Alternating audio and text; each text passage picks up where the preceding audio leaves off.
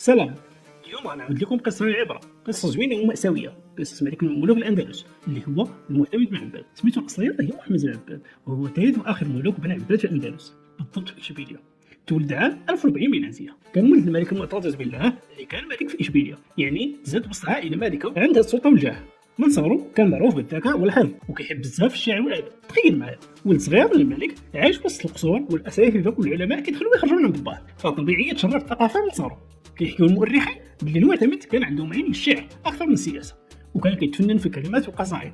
الجو السياسي في هذاك الوقت كان معروف بعصر ملوك الطوائف. الاندلس كانت مقسمه لممالك صغيره، وكل ملك كان تيحكم المملكه ديالو.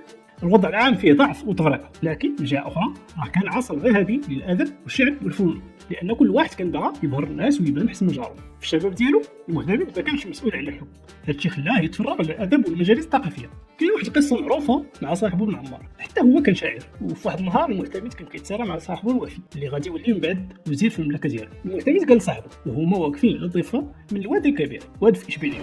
صنع الريح من الماء زرع. بدا كيسال صاحبه بن عمار يكمل ليه، فإذا بصوت فتاة جاوبته قالت ليه: أي درع لقتال لو جمع.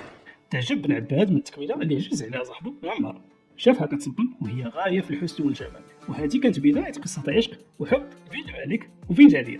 هذه القصه كتبين ان المعتمد بن عباد كان تيحماق على شي حاجه سميتها الشعر، وكان متبع بالشعر من صغره، وحتى اصدقاء الشباب ديالو كانوا شعراء بحالو. اذا من قبل ما يولي المعتمد ملك على اشبيليه كان امير شاعر عايش وسط الدار، متاثر بزاف بالشعر والادب، ومازال بعيد عن الهموم ديال السياسه.